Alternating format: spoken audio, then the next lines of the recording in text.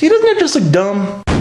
I know on this show before I've talked a little bit about Outlaw Ball. When I'm referring to Outlaw Paintball, I'm talking about people who are playing on their own land or on land they just happen to find, and it's completely uninsured. But one thing about Outlaw Ball, and this is always something that's always found a mystery to me, is that I think that one of the draws to it is people can say, oh, we're more hardcore because we can do things playing Outlaw that insured fields won't let you do. There's a reason for that. And one of the things I can think of off the top of my head is playing in fairly dangerous areas. When I was living out in Utah for 2.5 months working on Elite Weekend, I was playing a lot of Outlaw Ball out there because that's all there was. One field in particular, they had interesting directions how to get there. It was, well, if you go past the red barn, you've gone too far, turn back around. But I'm old school and I'm used to finding paintball fields before times of things like GPSs, cell phones, and internet connections so that you can actually get decent directions. The field that we're playing on, I don't even know if we were technically allowed to play on this field because I really kind of got a feeling that we weren't, that we were just poaching on the land. And I also got really a feeling that we should not have been there because there was a whole bunch of buildings that had fallen over for whatever reason. So at one point I'm stalking along what I think is solid ground and then I see a hole. And I can see at least 20 feet down in this hole. And I suddenly have several very stark realizations. I'm standing on something that's man-made. I'm standing on something that is man-made and is very brittle.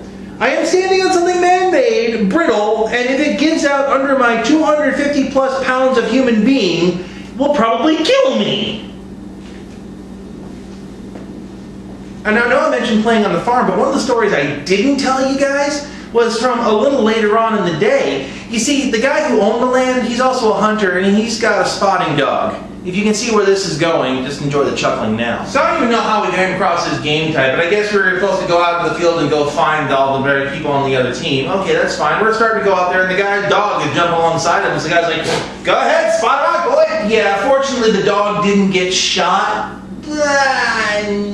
Just again, one of those things. Although, come to think of it, if anybody develops goggles for dogs for paintball, we're going to have a whole new level of the game. But the real kicker for me was from many, many years ago. We're playing on a paintball field that it technically wasn't outlaw. In fact, that we actually had to sign insurance waivers. But the land itself was not the guy's normal paintball field. It was a fairly interesting setup because there was a big, what they called the crick going through. Yeah, the crick. It was about this deep in water. I should know. I was standing in it several times over the weekend. And one side had a hill that went way up here, and that's where the one slide station was. The other side had sort of flat land, but really thick woods. And we had to escort a boat down the middle of the creek and get it all the way to the other side. Okay, that's actually a pretty cool scenario. I had a lot of fun playing this game. Well, at one point, we're defending the boat. So, okay, I'm on the low end side. I'm crawling through the weeds, I'm kind of getting my bearings, and then all of a sudden, boom! How can I put this? It was danger close. I felt like my soul was rattled by this explosion. And no, you didn't hear me wrong. I said explosion. You see, after the game was over, I asked the field owner what the heck's going on. He said, oh yeah, just to spice things up, I threw a half a stick of dynamite, lit it, and threw it in the creek.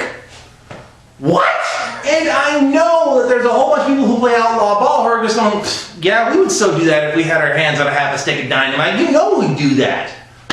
What? And I know for a lot of people that's part of the thrill because, you know, you're labeled to go do all these things that other regulated fields won't let you do, and you're playing out on your own land. You might get stopped and shut down by the cops. Yeah, all these things might happen. That's really part of the thrill is. No.